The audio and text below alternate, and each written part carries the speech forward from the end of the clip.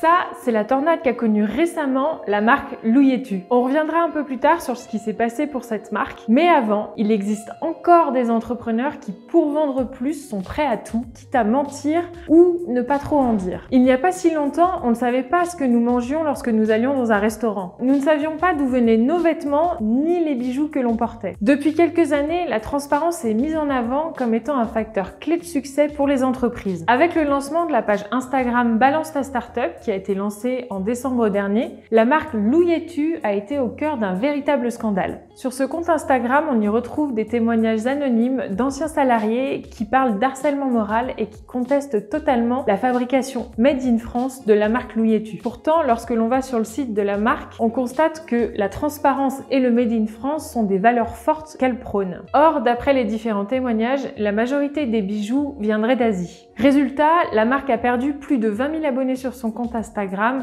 a fermé son site pendant quelques jours et n'a plus du tout communiqué. La marque Louis-et-Tu a donc été en pleine tourmente et a mis en avant l'importance d'avoir un discours marketing qui soit cohérent avec les produits que l'on vend. Autrement dit, l'importance d'être plus transparent et surtout d'être plus vrai. Car malheureusement ou heureusement, tout se sait. Je vous invite à aller sur la page Instagram de Balance ta Startup et de vous faire votre propre avis. Allez aussi voir la page FAQ de la marque où elle explique tout son process de fabrication et les origines de ses matériaux. Alors, que signifie être transparent en business? Vous vous en doutez, la transparence se joue en interne, mais aussi vis-à-vis de vos clients. Les clients cherchent de plus en plus à savoir ce qu'ils consomment. Certaines marques l'ont très bien compris et font de la transparence une réelle stratégie. C'est le cas de Patagonia, cette marque de vêtements californienne qui apparaît très souvent dans le top 3 des entreprises les plus transparentes au monde. On sait à quel point l'industrie du textile est polluante. C'est d'ailleurs la deuxième industrie la plus polluante au monde après celle du pétrole.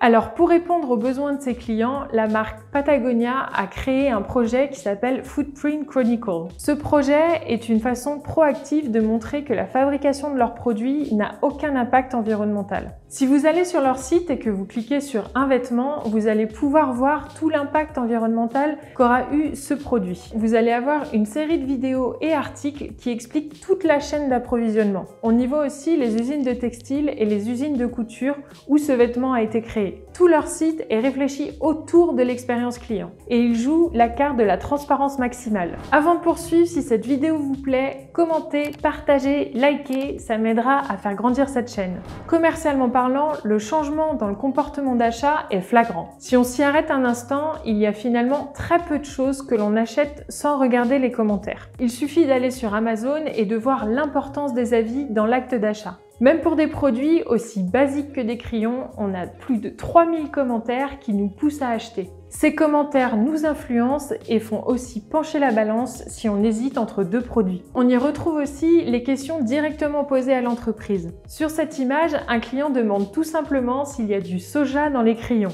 L'entreprise va prendre le temps de lui répondre et va lui expliquer qu'a priori, il n'y a pas de trace de soja dans les crayons. Mais elle va aussi indiquer qu'il y a peut-être un léger risque de contamination croisée. En termes de transparence et d'honnêteté, que demander de mieux? Todd Caponi, l'auteur du livre The Transparency Sells, explique qu'il y a 82% de clients qui vont d'abord aller voir les avis négatifs avant de passer à l'achat. Même si ce comportement est principalement B2C, Business to Consumer, il commence à arriver dans le secteur B2B, Business to Business. Parce que le client peut maintenant s'auto-diagnostiquer et trouver la meilleure solution qui lui convient, le vendeur va devoir changer d'approche. Comme le dit Todd Caponi, la transparence vend mieux que la perfection. Pour expliquer son propos, Todd a expérimenté une nouvelle stratégie au sein de son équipe commerciale. Il a demandé à ses commerciaux d'être plus transparents sur les qualités de la solution, mais aussi sur ses défauts. Résultat, son cycle de vente est passé de 6 mois à 6 semaines et l'engagement client a énormément évolué. Il explique ce changement par 3 points. Tout d'abord, la transparence a permis de mieux qualifier son client. Il s'est dit que s'il fallait perdre un lead, il fallait mieux le perdre rapidement plutôt que de perdre son temps. Deuxièmement, être transparent sur ses défauts augmente la confiance de ses clients envers son entreprise. Et pour finir, la transparence a rendu la tâche beaucoup plus difficile pour ses concurrents puisque le discours était contrôlé à la source. Un neuroscientifique, Antonio Damasio, dit « Nous ne sommes pas des machines pensantes qui ressentent, nous sommes des machines sensitives qui pense. Autrement dit, lorsque nous avons l'impression d'être influencés, nous filtrons le discours. Par exemple, lorsqu'un vendeur nous dit que sa solution est super,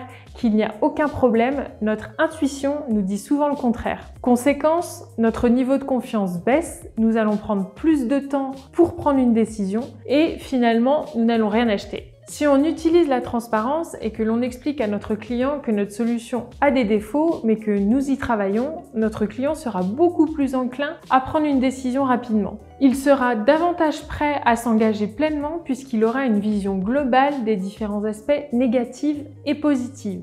Au final, vendre avec nos failles en tant qu'entrepreneur, en tant que commercial ou pour vendre une solution, c'est être crédible, c'est être vrai. C'est aussi rendre nos messages beaucoup plus impactants. Merci beaucoup d'avoir regardé cette vidéo. Si cette vidéo vous a plu, abonnez-vous et cliquez sur la cloche pour être averti des prochaines sorties. À bientôt!